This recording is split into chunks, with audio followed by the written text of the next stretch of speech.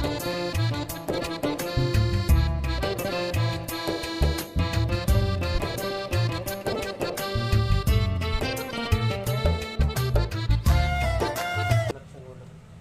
ధ్యానము నిమిత్తం యొక్క మాట చదువుకుందాం. పరిశుద్ధ గ్రంథంలో నుంచి యోహాను సువార్త 5వ అధ్యాయం 39-40 వచనాలు చదువుతాను చూడండి. పరిశుద్ధ గ్రంథంలో నుంచి యోహాను సువార్త. బైబిల్ తెరవండి, బైబిల్ తెరవండి. చదవగలుగుతారా? బైబిల్ చదవగలుగుతారా? చదవలేరా?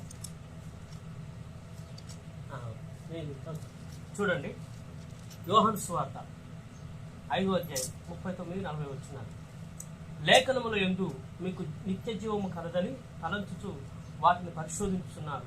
అవే నన్ను గురించి సాక్ష్యం ఇస్తున్నవి. అయితే మీకు జీవం కలుగునట్లు మీరు నా యొద్దకు రానొల్లరు. దేవునికి స్తోత్రం. హల్లెలూయా. ఇక్కడ మనం గమనిస్తున్నాం, ఇక్కడ 40వ వచనంలో చూస్తున్నాం. 39 లేఖనముల యందు మీకు నిత్య జీవము కలదని తలంచుచు వాటిని పరిశోధిస్తున్నారు. అవే నన్ను గురించి సాక్ష్యం ఇస్తున్నవి. అయితే మీకు జీవము కలుగునట్లు మీరు నా యొద్దకు రానున్నారు. ఇశ్రాయేలు ప్రజల మధ్యన వారితో దేవుడు మాట్లాడుతున్నారు. ప్రభువైన యేసుక్రీస్తు తన ప్రజలు వారి పాపము నుంచి విమోచించడానికి, నశించుతున్న మనందరినీ వెతికి రక్షించడానికి, లోక రక్షకుడుగా, పాపులకు రక్షకుడుగా ఏం చేసింటే మరణం యొక్క బలం కలిగిన అపవాదిని మరణం ద్వారా నశింపజేయడానికి, జీవితకాలం అంతా మరణ భయం చేత భయపడుతూ దాసత్వంలో ఉన్న వారిని విమోచించడానికి, భూమి ఆకాశ సృష్టికర్త అయిన దేవుడే, ఆత్మస్వరూపి, పరిశుద్ధుడు, సత్యవంతుడైన దేవుడే మన పైన ప్రేమ చేత మన వంటి రక్తమాంసములు ఒక నరుడుగా ఈ లోకంలో జన్మించాడు. హల్లెలూయా, హల్లెలూయా. సృష్టికర్త అయిన దేవుడు పరలోక రాజ్యం విడిచి, దేవదూతలను విడిచిపెట్టి, ఆరాధన, సింహాసనం, మహిమ, అధికారం అన్ని విడిచిపెట్టి మన వంటి ఒక శరీరంగా, ఒక నరుడుగా మారవలసి వచ్చింది.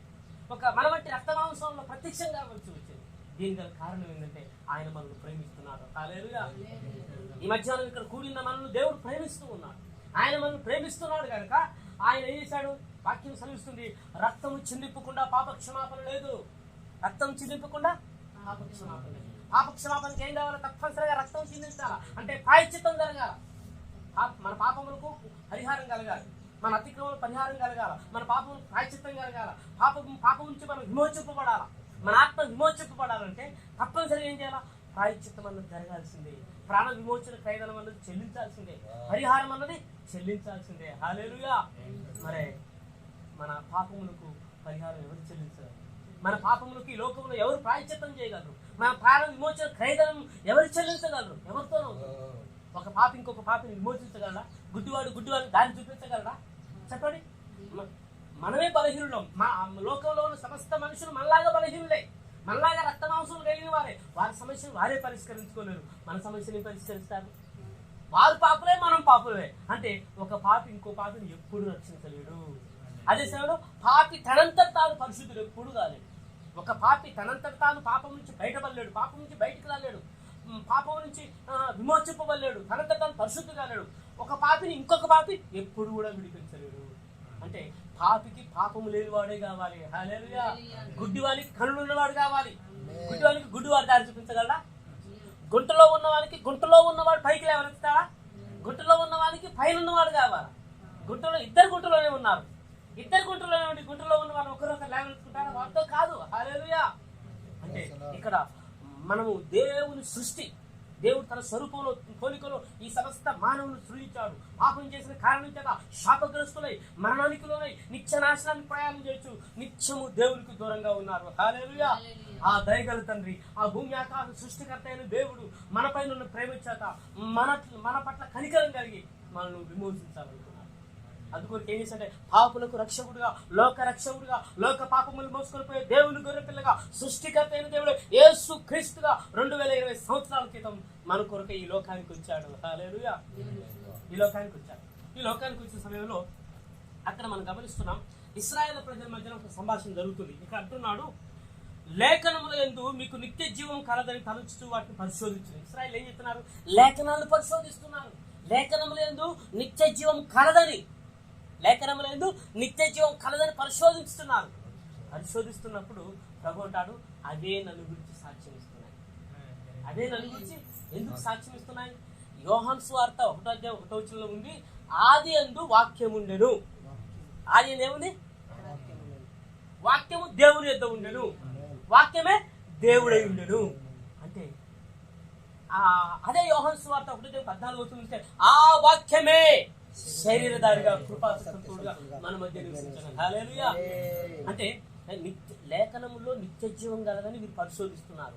ఆ లేఖనాలే చెప్తున్నాయి లేఖనం నేనే అని, వాక్యం నేనే అని. ఇక్కడ ఏముంది? ఆది యందు వాక్యం, వాక్యం ఏంది? లేఖనం ఎవరు? యేసు ప్రభువే. వాక్యం దేవుడే, దేవుడే వాక్యం అయినాడు. అంటే పూర్వమందు నానా సమయాల్లో ప్రవక్తల ద్వారా దేవుడు మాట్లాడుతూ వచ్చాడు. హల్లెలూయా. జీవం గల దేవుడు, ఆయన ఆత్మస్వరూపి. మన బట్టి రక్తమాంసాలు ఆ దేవుడికి లేవు. మనలాగా మానవుడు కాదు, మనలాగా రక్తమాంసాలు కలిగిన వాడు కాదు.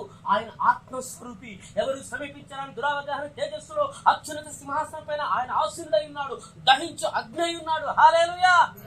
ఆయన మన వంటి రక్తమాంసాలు లేవు. మన వంటి రక్తమాంసాలు లేవు. అంటే పూర్వపు దినాలు ఏం చేసి అంటే దేవుడు తన స్వరంతో మాట్లాడుతూ వచ్చాడు. అంటే వాక్యం అంటే శబ్దం, వాక్యం అంటే శబ్దం అన్నమాట.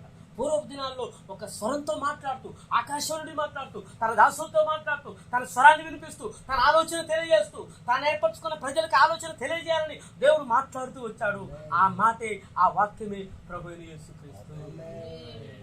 దేవుడు ఏం చేశాడు? వాక్కుతో వెలుగు కలుగును కాకంటే కలిగింది. వెలుగు కలగానే వెలుగు కలగానే వెలుగుని చీకటిని వేరు చేశాడు. వెలుగు పగలని పేరు పెట్టాడు, చీకటికి రాత్రిని పేరు పెట్టాడు.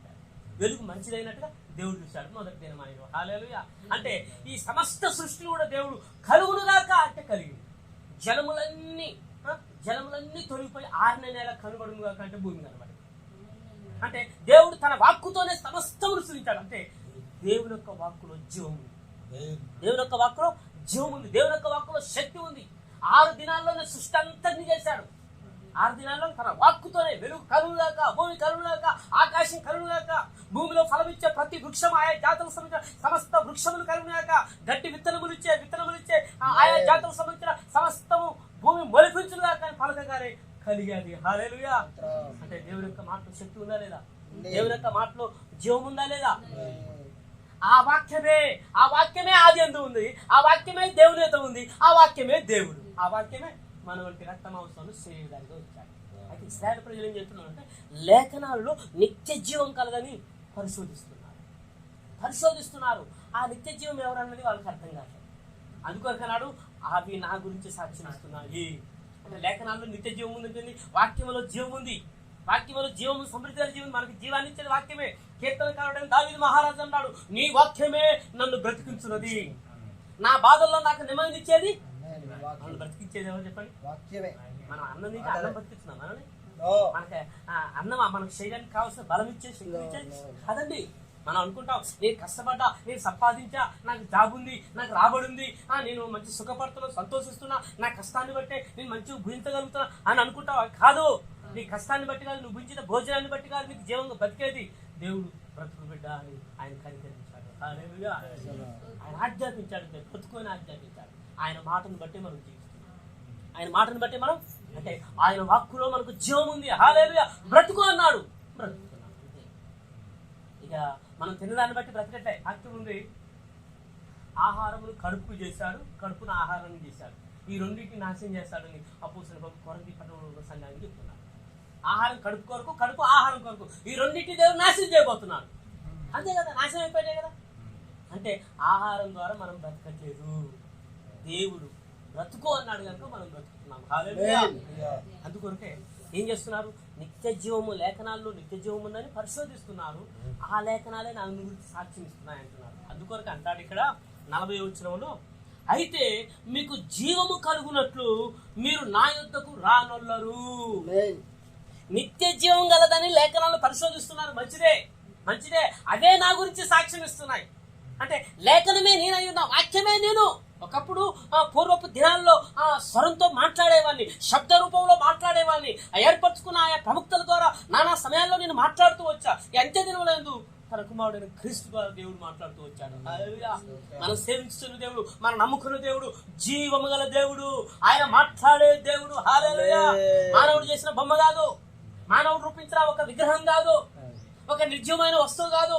మానవుడు చేతి పని ఒక బొమ్మను చూస్తే దాని జీవం లేని నిర్జీవమైంది. ఎక్కడ పెడితే అక్కడనే ఉంటుంది, ఎన్ని సంవత్సరాలైనా అక్కడనే ఉంటుంది. దాన్ని మనం మోయాలి కానీ అది మనల్ని మోయదు. అంతే కదా. దానికి గుళ్ళు గోపురాలు కట్టించేది మనమే, పూజలు భక్తి కార్యక్రమాలు చేసేదంతా మనమే, మన ప్రయాసం అంతా కుమ్మరించేది అక్కడ మనమే. ఇప్పుడు మనతో మాట్లాడుతా, నోరుండి మాట్లాడదు, కళ్ళుండి చూడము, చెవులుండి వెళదు, ముక్కు ఉండి వాసన చూడదు, చేతులుండి పనిచేయదు, కాళ్ళుండి కదలదు వెళ్ళదు. ఎన్ని సంవత్సరాలైనా అక్కడనే ఉంటుంది. ఎందుకు? మానవుడు తయారు చేశాడు అంతే. కానీ దేవుడు తయారు చేయబడ్డవాడు కాదు, దేవుడు సృష్టికర్త అయి ఉన్నాడు. హల్లెలూయా. దేవుని ఎవ్వరు తయారు చేయలేరు, దేవునికి ఎవరు వెల చెల్లించి ఎవరు కొనుక్కోలేరు. హల్లెలూయా. మన దేవుడు జీవము గల దేవుడు. కాబట్టి ఏమంటున్నాడు ఇక్కడ అంటే ఏమంటున్నాడు అయితే మీకు జీవం కలుగునట్టు మీరు నా దగ్గరకు రాలేదు. అంటే జీవం పొందుకోవడానికి వారు రావడం లేదండి. ఏం చేస్తే నిత్య జీవం ఉందనే లేఖనాలను పరిశోధిస్తున్నారు, కానీ జీవం కలుగునట్లు మాత్రం ఆయన దగ్గరికి రాలేదు. ఎందుకంటే లేఖనాల్లో జీవం ఉంది కదా, ఆ లేఖనం యేసు ప్రభువే, ఆ జీవము యేసుక్రీస్తు ప్రభువే, ఆ జీవము యేసు ప్రభువే. నేనే జీవాహారం అన్నాడు, నేనే జీవం అన్నాడు, పునరుద్ధానం నేనే, జీవము నేనే అన్నాడు. అంటే లేఖనాలు ఏం చేస్తున్నాయి? యేసు గురించి సాక్ష్యం ఇస్తున్నాయి. హల్లెలూయా. పూర్వమందు సమస్తమును వాక్కుతో సహించింది యేసు ప్రభువే. ఆ వాక్యం ఆ పూర్వపు దినాల్లో స్వరంతో మాట్లాడింది యేసు ప్రభువే, ప్రవక్తల ద్వారా మాట్లాడుతూ వచ్చింది యేసు ప్రభువే. ఆ వాక్యమే ఇప్పుడు మన మధ్యకి శరీరానిగా యేసుక్రీస్తుగా వచ్చాడు అని లేఖనాలు సాక్ష్యం ఇస్తున్నాయి. హల్లెలూయా. క్రీస్తు గురించి సాక్ష్యం ఇస్తున్నాయి. అయితే వీరు జీవము పొందినట్టు, వీరికి జీవం కలుగునట్టు యేసు వద్దకు రావాలి. అసలు జీవం ఎందుకు కావాలా? జీవం వారికి కావాలా? బ్రతికిన వ్యక్తికి జీవం కావాలా, చచ్చిపోయిన వ్యక్తి కావాలా? చెప్పండి అమ్మా. బతికిన వ్యక్తి కాదు, చచ్చిపోయిన వ్యక్తి కావాలి. అమ్మా గమనించు, నువ్వు బతుకున్నావు. ఉదాహరణకి నేను ఇక్కడ చనిపోయి ఉన్నా. చనిపోయిన వ్యక్తిని బతికించాలన్నా, బ్రతుకున్న వ్యక్తిని బతికించాలన్నా? అంతే, చచ్చిపోయిన వారికే జీవం, అంతే కదా. అంటే చచ్చిపోయిన నేను చనిపోయానని ఎవరైతే గ్రహించగలిగారో వారు కోరుకుంటారు నాకు జీవం కావాలి. అంటే కదా, వారే కదా కోరుకునేది. అంటే బ్రతుకున్న వారిని, చచ్చిపోయిన వారిని బ్రతికిస్తాం కానీ బతుకున్న వారిని బతికిస్తామా? వాళ్ళు ఆడగా బతుకున్నారు, బతికే ఉన్నారు. కళ్ళతో చూస్తారు, నోటితో మాట్లాడుతారు, చెవులతో వింటారు, ముక్కుతో వాసన చూస్తారు, చేతులతో కలుగుతూ మెలుగుతున్నారు. అంతే, వాళ్ళు బతికే ఉన్నారు. ఎవరికి కావాలా జీవము? చచ్చిపోయి శవము లాగా ఉన్న వ్యక్తికి జీవం కావాలి కదా. అర్థమైంది కదా. హల్లెలూయా. అయితే వీరు ఏం చెప్తున్నారు? వీరికి జీవం కలుగునట్లు యేసయ్య వద్దకు రావడం లేదు. జీవం కలిగినట్లు అంటే ఈ దినాల్లో జీవం పొందుకోవడానికి చాలా మంది యేసయ్య వద్దకు రావట్లేదండి. ఎందుకు వస్తున్నారో తర్వాత చెప్తా. హల్లెలూయా, హల్లెలూయా. అయితే ఇక్కడ ఎవరికి జీవం కావాలి? ఎందుకు జీవం కావాలి? ఎందుకు జీవం కావాలంటే, ఎవరికి జీవం కావాలంటే ఎవరైతే చచ్చిపోయారో వారికి జీవం కావాలి. వారు జీవం పొందుకోవడం అవసరమైంది. హల్లెలూయా. జీవం యొక్క అవసరత ఎవరికి ఉంది? చచ్చిపోయిన వారికి ఉంది. అంటే నేను చచ్చిపోయాను అని ఎవరైతే గుర్తించగలిగారో వారు కోరుకుంటారు నాకు జీవం, నేను బతకాలి, నేను బ్రతకాలి.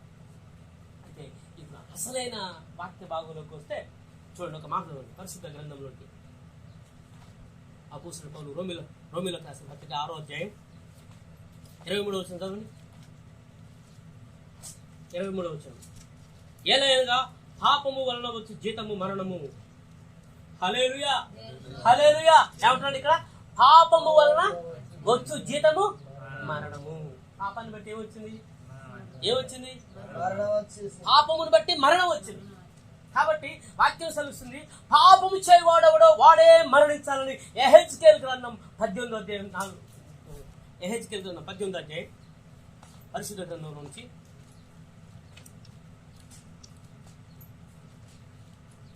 యెహెజ్కేలు గ్రంథం 18వ అధ్యాయం 4వ వచనం. మనుషులందరూ నా వశంలో ఉన్నారు, తండ్రులేమి కుమారులేమి అందరూ నా వశంలో ఉన్నారు. పాపము చేయువాడెవడు వాడే మరణము నందును. పాపము వల్ల వచ్చు జీతము మరణం. మరణం దేన్ని బట్టి వచ్చింది? పాపముని బట్టి వచ్చింది. ఇక్కడ ఏమంటున్నాడు యెహెజ్కేలు గ్రంథంలో? పాపము చేయవాడేవాడు వాడి పాపం చేయవాడే మరణించాలి. ఇదే యెహెజ్కేలు గ్రంథం 18వ అధ్యాయము 26వ వచనం చూస్తే అక్కడ చివరి భాగంలో తాను పాపం చేయటం బట్టియే కదా అతడు మరణము నందును. మనం మరణిస్తున్నాం దేన్ని బట్టి? మన పాపం చేయటం బట్టి. పాపం చేయటం బట్టి మనం మరణిస్తున్నాం. అందుకొరకే ఇంకొక మాట చూద్దాం.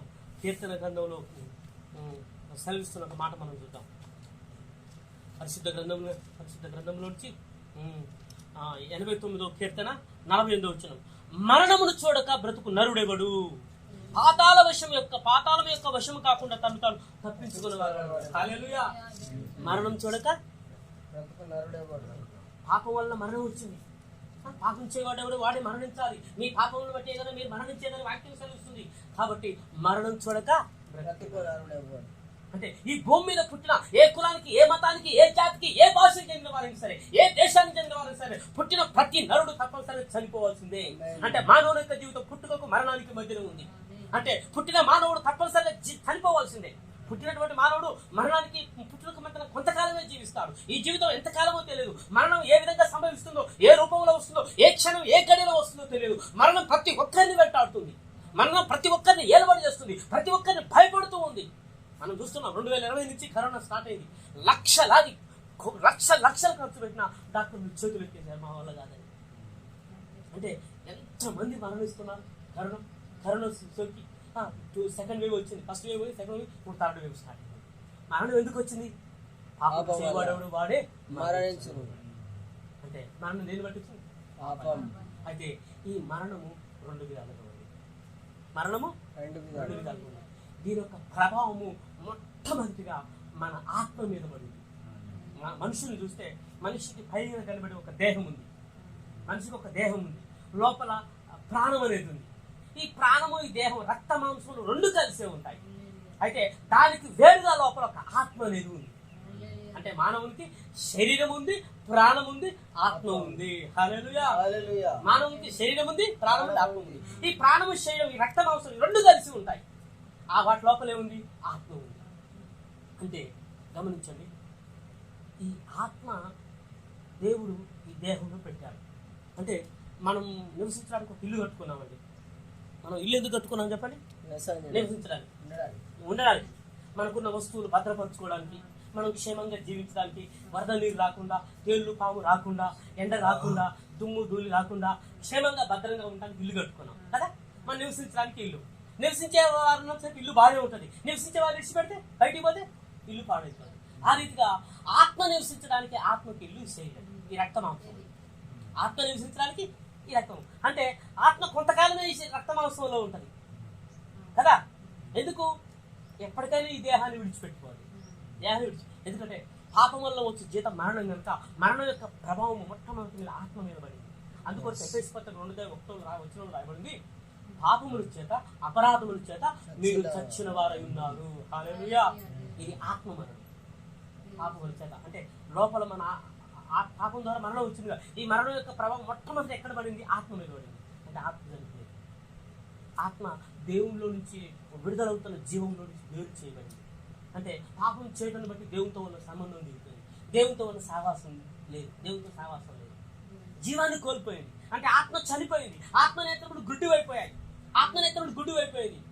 ఆత్మలోనికి చీకటి వచ్చేసింది. ఆత్మ లోపలికి పాపం వచ్చేసింది. ఆత్మ పరిస్థితి మారిపోయింది. హల్లెలూయా. నరుని యొక్క దీపము నరుని యొక్క ఆత్మ యెహోవా పెట్టిన దీపము. హల్లెలూయా. అంటే ఈ దీపము ఆరిపోయింది.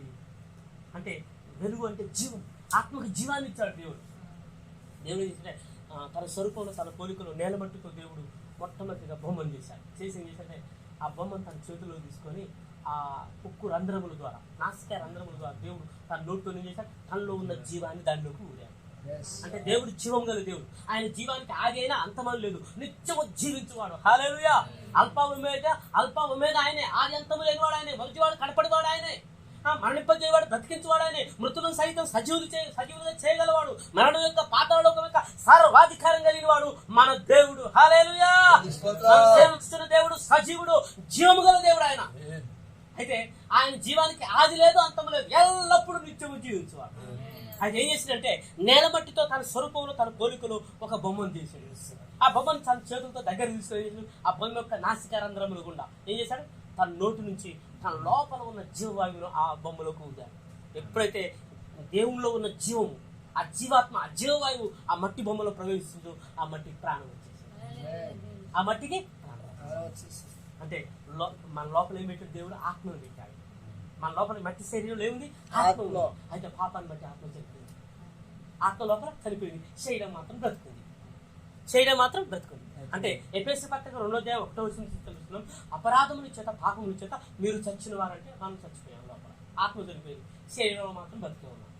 అంటే పాపము వల్ల పాపం చేయవాడు ఎవడు వాడే మరణించాలని వాక్యం ఉంది కదా, పాపం వల్ల వచ్చే జీతం మరణం అనే వాక్యం తెలిసిందిగా. పాపాన్ని బట్టి మొట్టమొదటి ఆత్మ చనిపోయింది, శరీరం కూడా మరణానికి లోను. అంటే ఆత్మ చనిపోయింది, శరీరం కూడా కావాల్సి ఉంది. మొట్టమొదటిగా ఆత్మ చచ్చిపోయింది, చచ్చిపోయిన ఆత్మను శరీరంలో పెట్టుకొని మోసుకొని తిరుగుతున్నాం, శరీరంలో బతుకున్నాం. శరీరం చచ్చిపోయిన తర్వాత ఆత్మ ఏం చేస్తుంది? శరీరం చచ్చిపోగానే ఏం చేస్తుంది? ఆత్మ బయటికి వెళ్ళిపోతుంది. ఆత్మ చేసి బయటికి వెళ్ళిపోతుంది. శరీరంలో ఉన్నంత సేపు తల్లి గర్భంలో నుంచి బయటకు వచ్చినది మొదలుకొని చనిపోయేంత వరకు ఏ వయసులో ఏ సమయాల్లో ఎక్కడెక్కడ అబద్ధం ఆడాం, మోసం చేశాం, విగ్రహాలు చేశాం, విచరించాం, హత్య చేశాం, లంచాలు తీసుకున్నాం, ఏ పాపములు చేశామో ఆ పాపములన్నీ తీసుకొని ఆత్మ ఏం చేస్తుందంటే పాపం యొక్క శిక్షను భరించడానికి వెళ్ళిపోతుంది. పిల్లలు తప్పు చేస్తే తల్లిని శిక్షిస్తారా? శిక్షించరా? విద్యార్థులు తప్పు చేస్తే టీచర్స్ శిక్షించరా? సమాజంలో తప్పు చేస్తే పెద్దలు శిక్షించరా? శిక్షించడానికి చట్టము, జైలు, కోర్టు, పోలీసులు ఉన్నారా లేరా? తప్పు చేసిన వారిని మనుషులు శిక్షిస్తే తప్పు చేసిన వారిని దేవుడు శిక్షించరా? చెప్పండి, శిక్షించరా? తప్పనిసరిగా శిక్షిస్తాడు. హల్లెలూయా! దేవుడు శిక్షించే స్థలమే నిత్య నరకము. నిత్య నరకము అది గంధకముల చేత మండుచున్న అగ్నిగుండం. అగ్ని ఆరదు, పురుగు చావదు. అది పాపల కొరకు దేవుడే నియమించాడు. ఎందుకంటే వారి పాపములను బట్టి దేవుడు శిక్షించడానికి ఆ స్థలాన్ని నియమించాడు. హల్లెలూయా! నరకం పాపల కొరకే నియమించాడు. అది పాపము కొరకే. పాపం ఏం చేస్తుంటే ఈ లోకంలో సుఖాన్ని ఇస్తుంది, సంతోషాన్ని ఇస్తుంది, నీ ఇష్టాన్ని నెరవేరుస్తుంది, నీ స్వార్థాన్ని నెరవేరుస్తుంది, నీ కోరికలు నెరవేరుస్తుంది, ధనాన్ని ఇస్తుంది, అధికారం ఇస్తుంది, ఎంజాయ్ ఇస్తుంది, అన్నీ ఇస్తుంది. అన్ని చేస్తుంది. చివరికి నీ పాపం నిన్ను పట్టుకుంటుంది. నీ పాపం నిన్ను విడిచిపెట్టదు. ఎవరి పాపం అని పట్టుకుంటుంది, పాపం ఎవరిని విడిచిపెట్టదండి. పాపం నీకు కావలసినవన్నీ ఇస్తుంది, నేను సంతోషపెట్టుంది, నేను సుఖపెట్టుంది. చివరికి చనిపోయిన తర్వాత ఏం చేస్తుంది? నిత్య నరకములో నెట్టేసి, ఆరణ అగ్నిలో నెట్టేసి నిత్య వేదనకు గురి చేస్తుంది. చనిపోయి నరకంలోకి వెళ్ళిపోయిన తర్వాత ఈ భూమి మీద తల్లి గర్భంలోంచి బయటకు వచ్చిన మొదలుకొని చనిపోయేంత వరకు ఏ వయసులో ఏ సమయాల్లో ఎటువంటి పాపాలు చేసామో ఆ పాపాలన్నీ జ్ఞాపకం వస్తున్న కొలది అగ్ని కాలుస్తూనే ఉంటది. ఆ నరకం, ఆ నిత్య నరకాగ్ని పాపుల కొరకేంటి? పిరికి వారు అక్కడికి పోతారు, అవిశ్వాసులు అక్కడికి పోతారు, అబద్ధికులు అక్కడికి పోతారు, నరహంతకులు అక్కడికి పోతారు, విగ్రహారాధికులు, మాంత్రికులు, వ్యభిచారులు, దొంగలు, త్రాగుబోతులు, మోసం చేయవారు, లంచాలు తీసుకునేవారు, అన్యాయం చేసేవారు, చిట్టుబోతులు, దూషకులు, అపవిత్రులు అందరూ కూడా నరకానికే పోతారు. ఎవరు పాపం వారిని పట్టుకుంటుంది, పాపం ఎవరిని విడిచిపెట్టదు. అర్థమైందా? పాపం ఏం చేస్తుంది?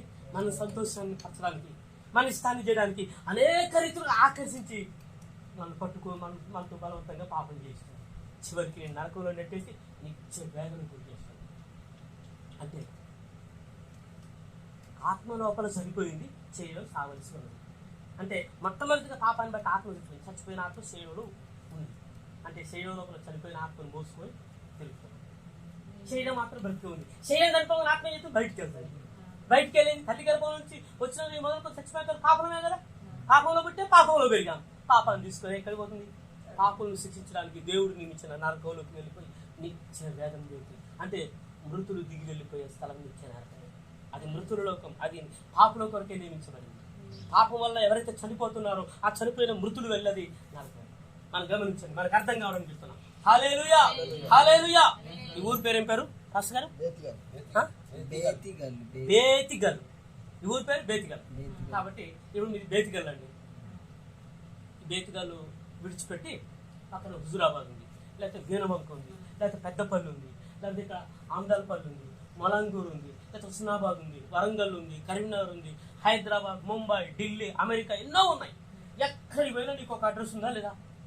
బేతిగల్ ఇది ఒక పలానా గ్రామం, పలానా మండలం, పలానా జిల్లాలో ఒక అడ్రస్ ఉందా లేదా? ఎక్కడికి బ్రతకడానికి పోయినా తిరిగి మళ్ళీ వస్తావు, అంతే కదా.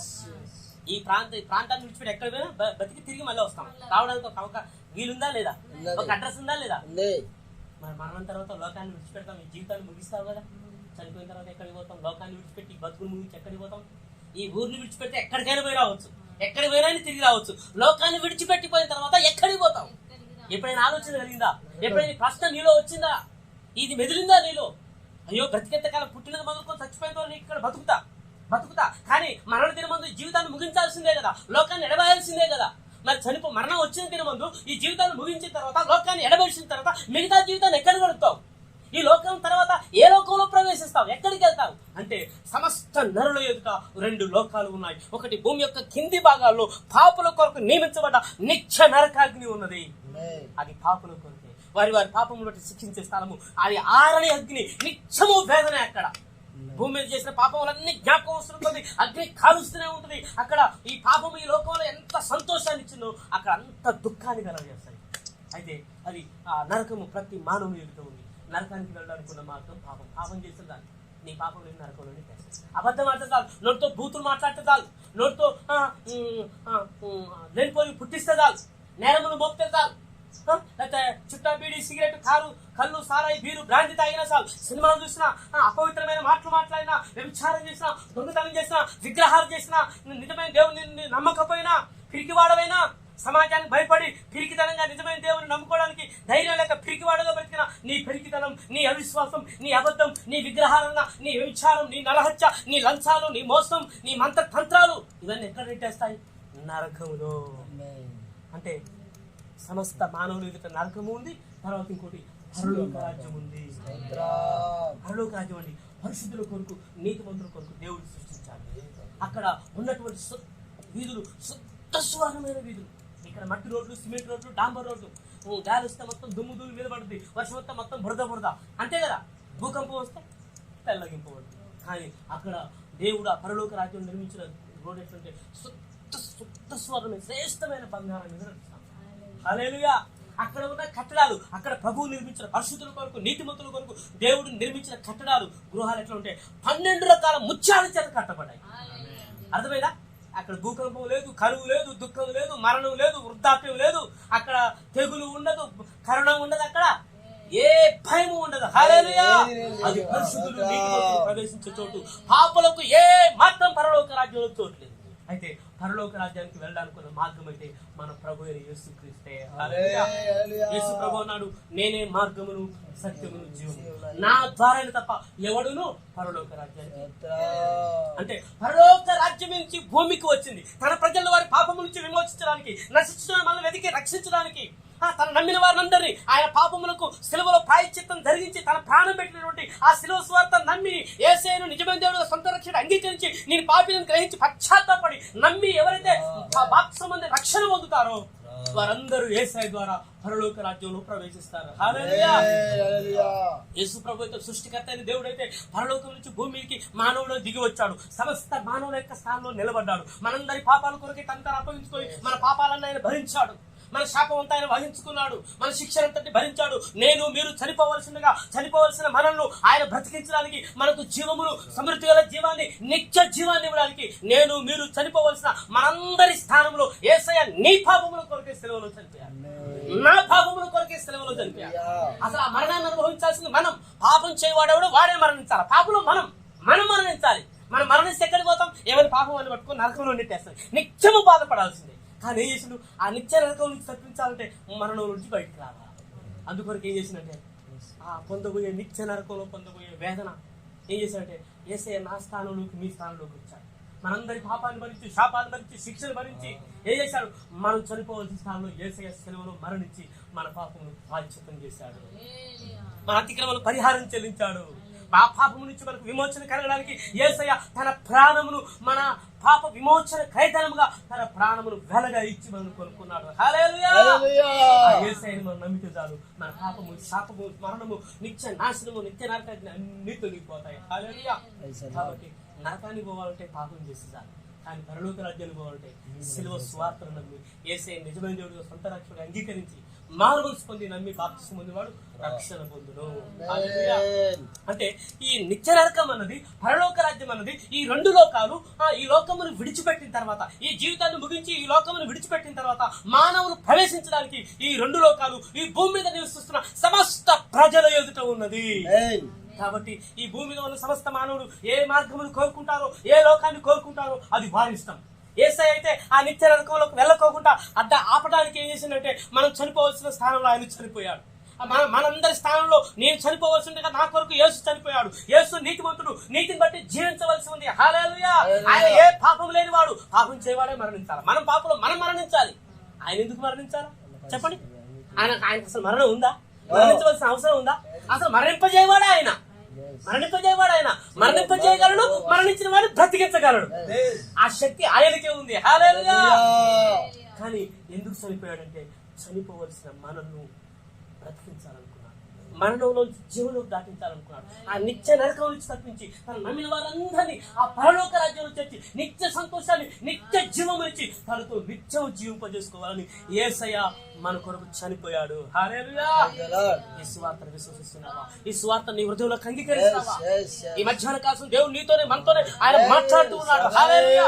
అంటే ఈ భూమి మీద ఉన్న సమస్త మానవులు ఎదుట ఈ రెండు లోకాలని, అంటే మన మరణం తర్వాత ఈ జీవితాన్ని ముగించి ఈ లోకాన్ని విడిచిపెట్టి పాపంలోనే పుట్టి పాపంలోనే పెరిగి యేసయ్యను నమ్ముకోకుండా విగ్రహారాధనలో, ఆ కులంలో ఉండి, మతంలో ఉండి, ఆచారంలో ఉండి అబద్ధాలని మోసం చేసి అపవిత్రతలో అన్యాయంలో తీస్తే నీ పాపం నీ నరకంలో నెట్టేస్తాను.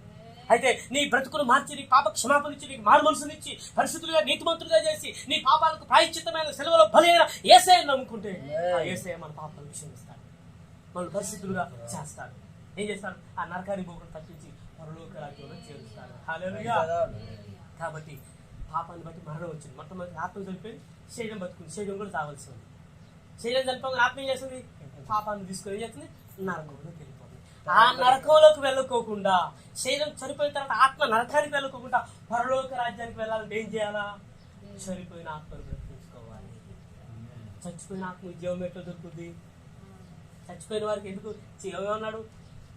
లేఖనముల యందు నిత్య జీవం కలదని మీరు పరిశోధించుతున్నారు, అదే నన్ను గురించి సాక్ష్యం ఇస్తున్నాయి అని ప్రభు అంటున్నారు. అంటే లేఖనాలలో జీవం ఉంది, నిత్య జీవం ఉంది.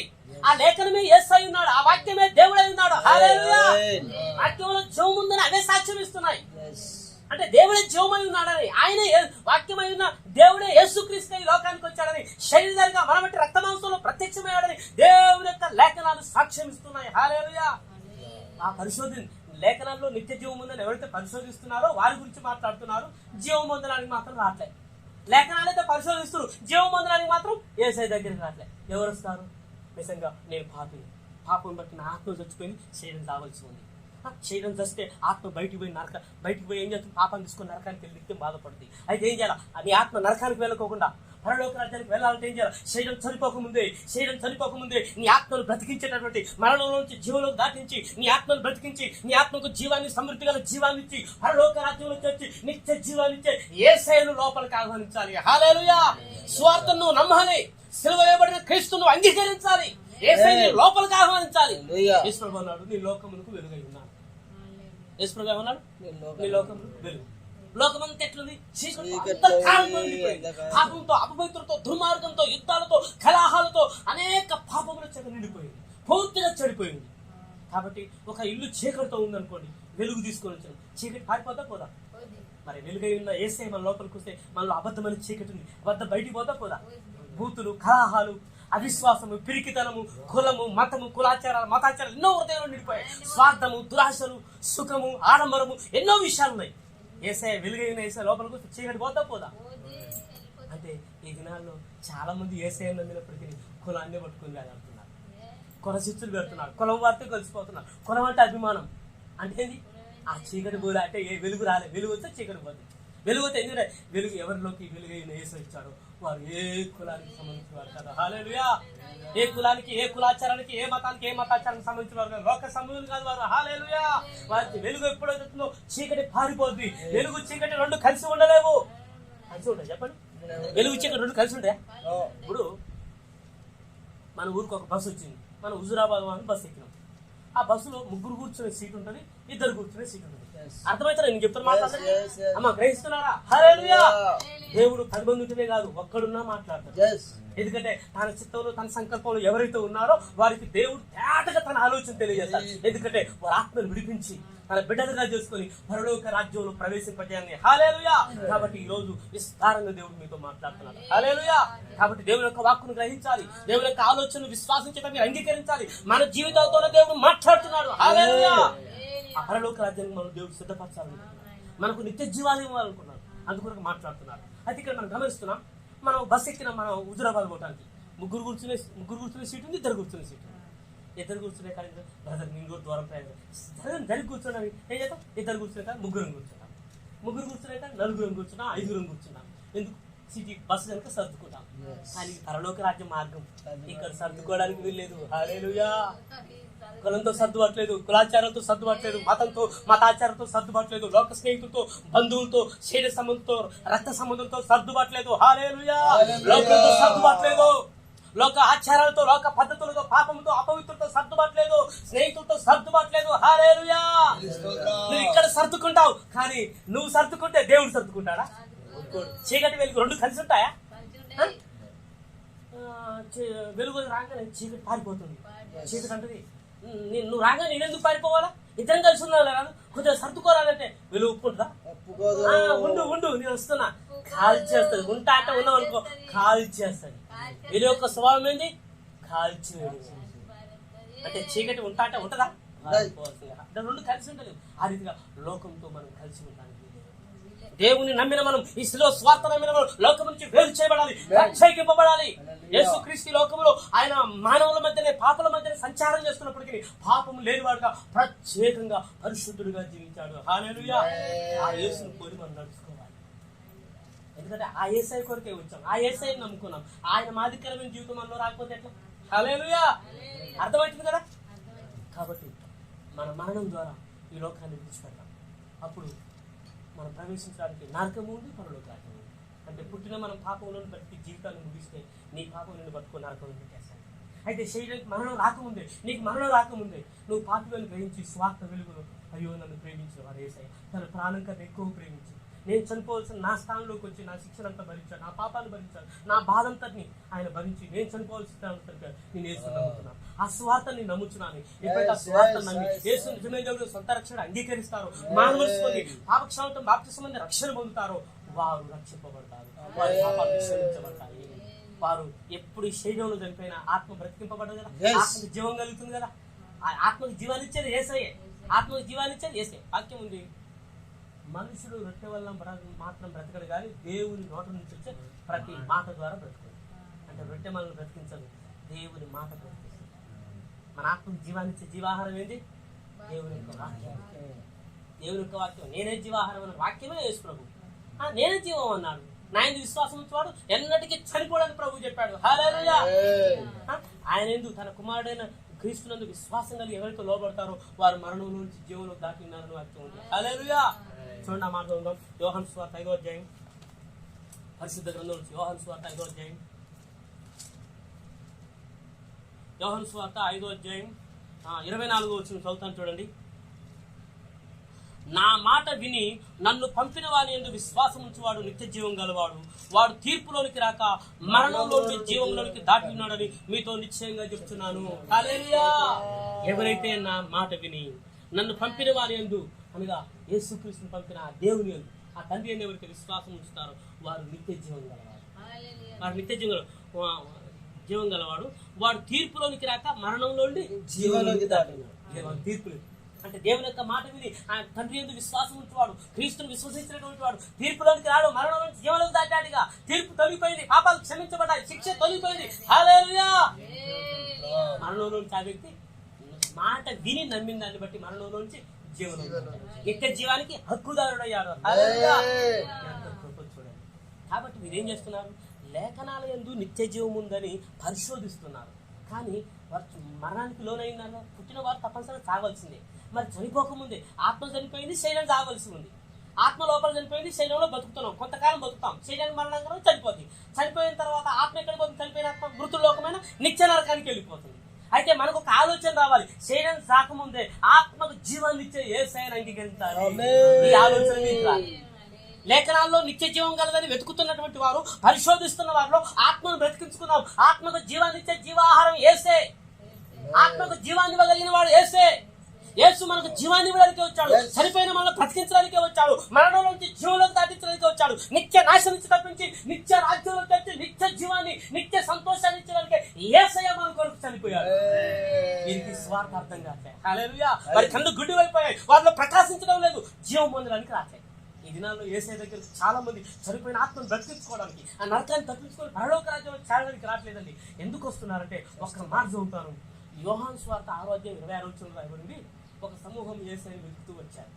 వారితో అంటాడు ప్రభు, మీరు సూచక్రియలను చూసిన దాన్ని బట్టి కాదు, కానీ రొట్టెలు భుజించి తృప్తి చెందుటని బట్టి నన్ను వెతుకుతూ వచ్చాను అంటూ ప్రభు అంటారు. క్షయమైపోయే ఆహారం కొరకు వెతుకుడి, నిత్య జీవమునిచ్చే అక్షయమైన ఆహారం కొరకు ప్రయాసపడు, కష్టపడు, దాన్ని మీకు ఇచ్చుటకై తండ్రి అయిన దేవుడు అందుకే నాకు ముద్ర వేస్తున్నారు. అంటే వీళ్ళు ఏం చేస్తున్నారు? అన్నపానం ఏం చేస్తాయి? మన శరీరాన్ని బతికేస్తారు, అంతే కదా. అంటే రొట్టెలు భుజించి ఒకప్పుడు యేసుప్రభు 5 రొట్టెలు 2 చేపలు 5,000 మంది తెచ్చిపెట్టారు. 12 రొట్టెలు చేపలు ఉన్నాయి మిగిలినవి. ఆ భుజించి తృప్తిగా తిన్నటువంటి వారిలో ఈ గుంపు ఉంది. వీళ్ళు ఏం చేశారు? మళ్ళీ వేసే దగ్గరికి అద్భుతం చేస్తారు, కడుపు నిండి తిని తృప్తి పడొచ్చారు. ఏం చేశారు? రొట్టెలు భుజించి తృప్తి పొందడం వల్ల అంటే ఈ బ్రతుకు తెరువు కొరకు వేసే వచ్చారు, అంటే తమ్మును బతికించుకోవడానికి. ఈ దినాల్లో చాలా మంది స్వార్థాన్ని నెరవేర్చుకోవడానికి, దురాశలు నెరవేర్చుకోవడానికి, కోరికలు నెరవేర్చుకోవడానికి, ఆస్తులు సంపాదించుకోవడానికి, పొలాలు కట్టుకోవడానికి, ఇల్లు కట్టుకోవడానికి, స్వస్థత పొందుకోవడానికి, లోక ఆశీర్వాదం పొందుకోవడానికి, ధనాన్ని పొందుకోవడానికి, వెండి బంగారాలు పొందుకోవడానికి, ఉద్యోగం ప్రమోషన్ ముందు శరీర విషయాల కొరకు ఏసైని నమ్ముకుంటున్నారు, భక్తి చేస్తున్నారు. సరే అవన్నీ ఏసైని నమ్ముకుంటూ దొరుకుతాయి, చనిపోయినప్పుడు ఏమైనా వస్తాయి? అవన్నీ వాటి ద్వారా పాపాలు క్షమించబడతాయా? దొరికిన ఆశీర్వాదాలు ఏమైనా పరిశుద్ధంగా నీతిమంతులుగా చేస్తాయా? అంటే ఏం చేస్తున్నారంటే శరీర విషయాలను మనసులో పెట్టుకొని, ధనాన్ని మనసులో పెట్టుకొని, స్వార్థాన్ని మనసులో పెట్టుకొని, దురాశని మనసులో పెట్టుకొని యేసయ్య దగ్గరికి వస్తున్నారు. ఈ దినాల్లో సేవ చేసే వాళ్ళు కూడా ఈ దురాశను పెళ్లగించట్లే, ఈ స్వార్థాన్ని కోలగొట్టట్లే, కులాన్ని కోలగొట్టట్లే, మతాన్ని కోలగొట్టట్లే, ఆచారాన్ని కోలగొట్టట్లే, స్వార్థాన్ని, దురాశను, అబద్ధాన్ని, పాపాన్ని, అపవిత్రతను కోలగొట్టట్లే. అవన్నీ అంతే ఉంచి చేస్తున్నారు. దురాశలు అంతే ఉంచి ఇంకా నీళ్లు పోసి పెంచుకోవచ్చు. నువ్వు 10 రూపాయలు 100 రూపాయలు కలుగుతాయి, 100 రూపాయలు 1000 రూపాయలు కలుగుతాయి, 1000 రూపాయలు ఇస్తే 1,00,000 కలుగుతాయి. నువ్వు ఎంత ఇస్తే అంత ఇస్తావు, 200 ఆశీర్వదింపబడతావు. అని ఏం చేస్తావు? నీలో ఉన్న దురాశకు నీళ్లు పోతున్నారు. దురాశ ఇంకా పెరిగి పెద్దగా అవుతుంది. చివరికి ఏం చేస్తావు? దురాశ గర్భం ధరించి పాపములు కానది, పాపం పరిపక్వం అంటే మరణానికి కారణం పాపం అయితే పాపానికి కారణం దురాశ. అంటే నిజమైన వాక్యము పరిశుద్ధాత్మ పరిచర్య దురాశను పెళ్లగించేది, దురాశను పెంచి పోషించేది కాదు. ఈ దినాల్లో మన చుట్టూ ఉన్న 100% పరిచర్యలు దురాశలను పెంచి పోషిస్తున్నారు, స్వార్థాన్ని పెంచి స్వార్థ పరులకి పరిచర్య చేస్తున్నారు, నానపెక్ష పరులకు, ఆయా కులాలకు, మతాలకు సంబంధించిన వారికి పరిచర్య చేస్తున్నారు. ఈ దినాల్లో ప్రజలకు గ్రహింపు లేకుండా అయిపోయింది. కాబట్టి నిజమైన వాక్యం ఏంది? పాపాన్ని కోలగొట్టేది, పాపాన్ని పెళ్లగించేది, నిన్ను నీ బ్రతుకును మార్చి పరిశుద్ధులుగా నీతిమంతులుగా చేసేది. హల్లెలూయా. కాబట్టి ఏం చేస్తున్నారంటే ఈ దినాల్లో ప్రజలకు ఆలోచన లేకుండా పోతుంది, ఒక గ్రహింపు లేకుండా పోతుంది. కాబట్టి దేవుని యొక్క వాక్యం సెలవుస్తుంది, జీవం పొందడానికి వీళ్ళు రావడం లేదు. ఎందుకు వచ్చారు? మీరు రొట్టెలు పూజి తృప్తి చెందారు కనుక ఏం చేశారు? వెతుకులు అంటే బతుకు తెరువులు వెతుకుతూ వచ్చారు. ఇది ఆన్లైన్ ప్రేరు పోతున్నారు, ఉపవాస ప్రార్థనలు పోతున్నారు. కారణం అయ్యింది ఎక్కడ? ఆ కరుణాపురంలో పాల్సన్ రాజు గారు ఉన్నారండి, లేదా బెల్లంపల్లిలో ప్రవీణ్ గారు ఉన్నారని, ఇక్కడ గోరెకుంటలో చర్చనాపురం గారు ఉన్నారని, అక్కడ గోరెంట్లో ఏసన్న గారు హోసన మీటింగ్లు అని ప్రజలు పరిగెత్తున్నారు. అక్కడికి పోతేనే దేవుడు ఉన్నాడా? నీకు విశ్వాసం ఉంటే నువ్వు ఉన్న దగ్గర లేడా దేవుడు? చెప్పండి. విశ్వాసం ఉంటే నీ ఉన్న దగ్గరనే ప్రత్యక్షమవుతాడు. ఎక్కడికో అంటే అన్ని ఆ తిరుపతికి పోతే, ఆ యాదగిరి పోతే, ఆ భద్రాచలం పోతే అక్కడ పుణ్యస్థానం అని, అది పుణ్యస్థలం అని, అక్కడ పోతే దీవింపబడతామని ఏం చేస్తారు? పరిగెత్తినట్టుగా క్రైస్తవులు కూడా పరిగెత్తున్నారు. ఇవన్నీ బయటికి సంబంధించిన ఇలాంటివన్నీ మనం కూలిపోవాలి. హల్లెలూయా. నిజమైన దేవుని యందు నీకు విశ్వాసం ఉంటే దేవుని ఎప్పుడు విడిచిపెట్టడు. హల్లెలూయా. అంటే ఏం చేస్తున్నారంటే ఈ దినాల్లో పాపాన్ని కప్పిపెట్టి, పాపాన్ని పెంచి పోషిస్తూ ఆ పరిచయం చేస్తున్నారు తప్ప ప్రజలకి ఈ దినాల్లో పాపం నుంచి విడుదల అవడం లేదు. అందుకొరకే వీరు ఏం చేస్తున్నారంటే నిత్య జీవం కలదని లేఖనాలను పరిశోధిస్తున్నారు, కానీ జీవం పొందడానికి రావట్లేదు. వారు ఏం చేశారు? రొట్టెల గురించి తృప్తి చెందడం బట్టి ఏం చేశారు? ప్రభువుని వెతుకుతూ వచ్చారు. అంటే శరీర విషయాల కొరకు వచ్చారు, బ్రతుకు తెరువు కొరకు వస్తున్నారు, సంపాదించుకోవడానికి వస్తున్నారు, స్వార్థం నెరవేర్చుకోవడానికి వస్తున్నారు. సరే, యేసయ్య తన యొద్దకు వచ్చేవారు ఎవరిని త్రోసివేయడు. హల్లెలూయా. ఆయన కనికరం గలవాడు.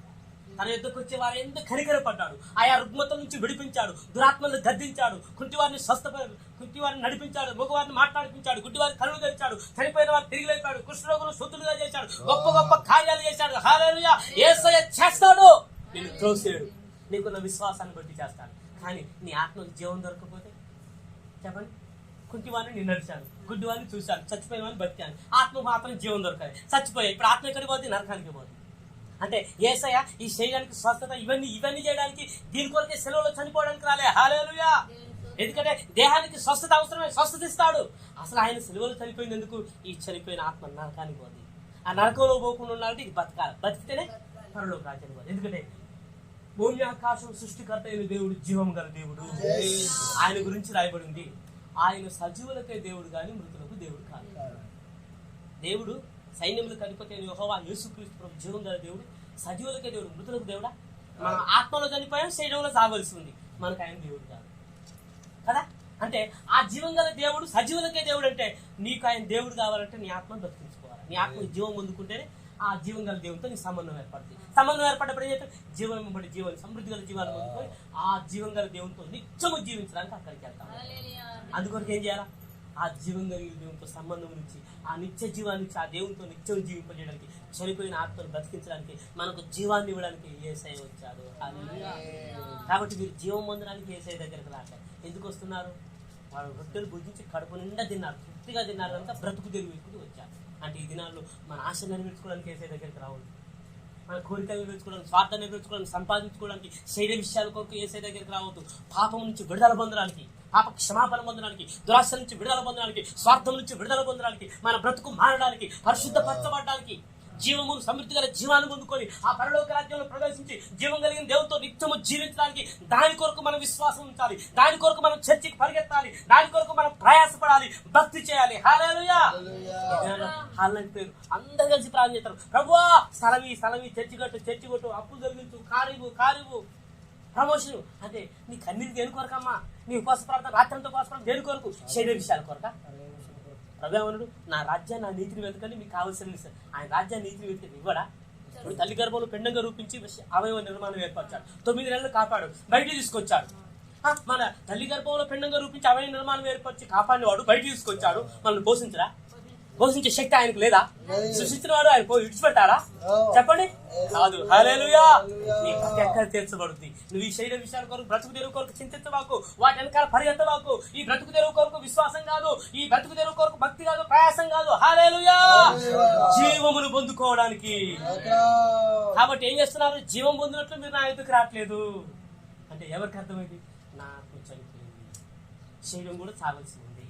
శరీరం చచ్చిపోతే ఆత్మ ఎక్కడికి పోతే? మృతుల లోకమైన నిత్య నరక అగ్నిలోకి దిగిపోతుంది. పాపను బట్టి నిత్యం బాధపడవచ్చు. అక్కడికి పోకుండా ఉండడానికి నా శరీరంలో మరణం రాకుండా ఆత్మను బతికించుకొని ఆ పరలోక రాజ్యంలో ప్రవేశించాలి. ఆ జీవం కలిగిన దేవునితో సంబంధం సావాసం పెట్టుకుని అక్కడికి పోయి నిత్యం ఆయనతో జీవించాలని యేసయ్య అవసరము. ఎవరైతే జీవం పొందాలనుకుంటున్నారో వారికి అందుకొరకే వారు జీవం పొందుటకు రావడం. అంటే మరణం పాపం వల్ల వచ్చి జీత మరణం, ఇంకా మరణం 2 మరణం. ఆత్మ మరణం, శరీర మరణం. ఆత్మ మరణం, శరీర మరణం లోకంలో జరుగుతుంది. ఆత్మకున్న మరణం నిత్య నరకాగ్నిలో జరుగుతుంది. అయితే ఆత్మ మరణం ఆ నరకంలో జరుపుకున్నట్టు ఆత్మ అక్కడికి పోకున్నట్టు పరలోక రాజ్యాన్ని పోవాలంటే ఏం చేయాలా? ఈ సువార్తలన్నీ యేసయ్యను అంగీకరించి మారుమనసు పొంది బాప్తిసం పొంది రక్షణ పొందిన వల్ల మనం జీవం పొందుకుంటాం. హల్లెలూయా. పాపం చేస్తున్నా నీ పాపమే నరకానికి వెళ్ళాలనుకున్న మార్గం పాపం అయితే పరలోక రాజ్యానికి వెళ్ళాలనుకున్న మార్గం ప్రభువైన యేసుక్రీస్తు. లోకంలో ఎవరైనా పాపాన్ని క్షమించబడి, పాపం నుంచి విమోచింపబడి ఆ మోక్షంలో, ఆ స్వర్గంలో ప్రవేశించాలంటే, ఆ జీవం కలిగిన దేవునితో నిత్యము సంతోషంగా జీవాలంటే కేవలం యేసు ద్వారా మాత్రమే రక్షణ ఉంది. ఆకాశం కింద భూలోకంలో ఏ నామములో ఎవరైనా రక్షణ లేదు, యేసు నామములోనే రక్షణ. కాబట్టి అర్థమైందా? ఇప్పుడు లేఖనములో నిత్య జీవం కలగని పరిశోధిస్తున్నారు, మంచిదే. పరిశోధిస్తున్నాం, మంచిదే. వాక్యానుభవం బాగానే ఉంది, వాక్యం బాగా తెలిసింది, జ్ఞానం బాగానే ఉంది. కానీ జీవం పొందడానికి యేసయ్య దగ్గరకు వస్తున్నావా? అది మాత్రం చేయదు. బ్రతుకు తెరువు కొరకు వస్తున్నారు, ఆశలు నెరవేర్చుకోవడానికి వస్తున్నారు, లోక విషయాల కొరకు వస్తున్నారు, స్వస్థత కొరకు, లోక ఆశీర్వాదాల కొరకు వస్తున్నారు. సరే, యేసయ్య తన ఎదురుకు వచ్చే వాళ్ళని ఎవరిని త్రోసిలేడు. విశ్వాసాన్ని బట్టి అన్ని ఇస్తాడు. ఆత్మకి ఏం దొరకకపోతే? యేసయ్య ఎంతో మంది స్వస్థపరిచాడు. వారు ఆత్మకు జీవం పొందుకున్నారా? వారి పాపాల నుంచి విమోచింపబడ్డారా? చెప్పండి. లేదు. ఆత్మకు జీవం దొరకకుండా శరీరానికి ఎన్ని దొరికినా, ఎన్ని స్వస్థతలు దొరికినా, ఎన్ని ఆశీర్వాదాలు దొరికినా శరీరం చనిపోగానే మట్లో మన కుళ్ళిపోయి మట్లో మన ఆత్మ ఎక్కడికి పోతే? పాపాన్ని బట్టి నరకానికి నిత్యం వేదన పడ్డారు. అందుకొరకు ఏం చేయాలి? ఆత్మకు జీవాన్ని ఇవ్వడానికి వచ్చిన యేసయ్య దగ్గరకు వచ్చి జీవాన్ని ఇవ్వాలి. హల్లెలూయా. అందుకని ప్రభు జీవాహారం లేనా? అందుకొరకు వాటి శరీరం కేవలం నిష్ప్రయోజనము. నా మాటలే ఆత్మీయ జీవమునై ఉన్నాయని ప్రభు చెప్పాడు. హల్లెలూయా. నన్ను తినివాడు నిత్య జీవం గలవాడు, వాడిని అంత్య దినమందు నేను లేపుతా. అది తండ్రి యొక్క చిత్తం అంటాడు. నా శరీరం తిని నా రక్తం త్రాగేవాడు నిత్య జీవం గలవాడు. ఆ శరీరము రక్తం అని చెప్తున్న రొట్టె కార్యక్రమం కాదు, దేవుని యొక్క వాక్యమే. హల్లెలూయా. చాలా మంది రొట్టె ద్రాక్షరసంలో పాల్గొంటే అది కాదు, అది జ్ఞాపకం చేసుకోవడానికి చేయవలసింది. శిలువ శ్రమలు, ప్రభు మన కొరకు పుట్టి ఎంత శ్రమ పడ్డాడు, ఏ విధంగా శిలువ మరణం పొందాడు జ్ఞాపకం చేసుకోవడానికి చేయవలసింది. అయితే జీవాన్నిచ్చే జీవాహారము వాక్యమే. వాక్యం అంటే వాక్యం. నా శరీరం తిని నా రక్తం త్రాగంటే వాక్యం తినాలి, వాక్యం త్రాగాలి. అంటే అట్లా అందుకొరకు వాక్యమే మనకు జీవాన్ని ఇచ్చేది, నా మాటలే మిమ్మల్ని బ్రతికించేది, నా వాక్యమే మిమ్మల్ని బ్రతికించేది, మీ బాధల్లో నెమ్మదిని ఇచ్చేది వాక్యమైన వాక్యం. హల్లెలూయా. కాబట్టి ఈ దినాల్లో యేసయ్య దగ్గర మనకి ఎందుకు రావాలి? శివం ముందుకోవడానికి రావాలా? బ్రతుకు తిరుగుకోవడానికి రావాలా? ఆశ నెరవేర్చుకోవడానిక? ఆత్మను బ్రతికించుకోవడానిక? నరకంలోకి వెళ్ళిపోవడానిక? పరలోక రాజ్యానికి వెళ్ళిపోవడానిక? ఈ స్వార్థ ఎందుకు నమ్మాలి? యేసుని ఎందుకు విశ్వాసం ఉంచాలి? చర్చికి ఎందుకు వెళ్ళాలా? ఎంతో డబ్బును ఖర్చు ఎందుకు చేసుకోవాలా? కానుకలు ఇవ్వడం ఎందుకు? దశభాగాలు ఇవ్వడం ఎందుకు? సేవకులు ప్రేమించడం ఆటితే ఇదంతా దేని కొరకు? ఆత్మలో జీవం పొందుకొని పరలోక రాజ్యంలో ప్రవేశించాలి. హల్లెలూయా, హల్లెలూయా. అర్థమవుతుందా? అర్థమైందా సోదర సహోదరి? ఈ మధ్యాహ్నం దేవుడు మనల్ని దర్శిస్తున్నాడు, తన తేటగా తన ఆలోచన తెలియజేశాడు. కాబట్టి ఈ రోజు నీ విశ్వాసం దేని కొరకు? నీ భక్తి దేని కొరకు? నీ ప్రయాసం దేని కొరకు? నీ పరుగు దేని కొరకు? నీ ప్రార్థన, నీ కన్నీరు, ఉపవాసం దేని కొరకు? జీవం, సమృద్ధి గల జీవం పొందుకొని నిత్య జీవాన్ని చేపట్టడానికా? లేకపోతే లోక విషయాలన్నీ సంపాదించుకొని తిని త్రాగి నరకంలోకి వెళ్ళడానికా? ఈ రోజు దేని కొరకు? ఒక్కసారి వాక్యపు వెలుగులో మనం మేల్కొల్పబడదాం. రండి, మనం ప్రార్థన చేసుకుందాం. మోకరించండి.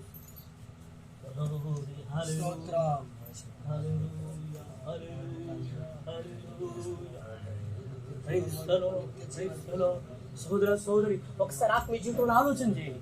ఆత్మీయ జీవితంలో ఆలోచన చేయండి. దేవుని యొక్క వాక్యం మన ఆత్మకు జీవాన్ని ఇచ్చేది, మన ఆత్మకు జీవాన్ని, సమృద్ధి గల జీవాన్ని ఇచ్చి, నిత్య జీవాన్ని ఇచ్చి, సజీవుడైన దేవునితో ఎల్లప్పుడూ నిత్యము జీవించడానికి మనం సిద్ధపరిచేదే దేవుని యొక్క వాక్యం. లేఖనంలో నిత్య జీవం కలదని పరిశోధిస్తున్నారు, కానీ జీవం పొందకున్నట్టు, జీవం కలుగునట్టు యేసయ్య దగ్గరికి మాత్రం రావడం. అంటే ఒక గుంపు వచ్చింది, రొట్టెల గురించి తృప్తి చెందిన దాన్ని బట్టి బ్రతుకు తెరువు కొరకు వస్తున్నారు. ఈ దినాల్లో ఎంతో మంది లోక విషయాల కొరకు, శరీర విషయాల కొరకు, స్వార్థం కొరకు, ధనం కొరకు, సుఖం కొరకు, సంతోషం కొరకు, ఆస్తి అంతస్తుల కొరకు, స్వస్థత కొరకు, ఆశీర్వాదాల కొరకు, లోక ఆశీర్వాదాల కొరకు, ఈ విషయాల కొరకు వస్తున్నారు. దేని కొరకే భక్తి చేస్తున్నారు, దేనికో వారు కన్నీరు ఉపవాసాలు అంతా దేని కొరకు? సరే, ఆత్మ రక్షించుకోవడానికి, చనిపోయిన ఆత్మకు జీవాన్ని పొందుకోవడానికి, మరణం నుంచి జీవంలోకి దాటానికి, చీకటి నుంచి వేడిలోకి రావడానికి, నిత్య నాశ నుంచి తప్పించబడటానికి, నిత్య జీవంలో ప్రవేశించడానికి ఇలాంటి ఒక గురి ప్రజలకు లేదు. కాబట్టి ఈ రోజు నీ గురి మారునుగాక, విన్న వాక్యం నీలో ప్రకాశించునుగాక, నీ ఆలోచన మారునుగాక, నీ భక్తి మారునుగాక, నీ భక్తిలో మార్పు వచ్చునుగాక, నీ గురిలో మార్పు వచ్చునుగాక, నీ మనస్తత్వంలో మార్పు వచ్చునుగాక. హల్లెలూయా, హల్లెలూయా. ప్రార్థన చేయండి, ప్రార్థన చేయండి. పరిశుద్ధుడా, మీకు స్తోత్రములయ్యా, స్తోత్రములయ్యా, స్తోత్రములు. హల్లెలూయా, హల్లెలూయా, హల్లెలూయా. పరిశుద్ధుడా, పరిశుద్ధుడా, స్తోత్రములు.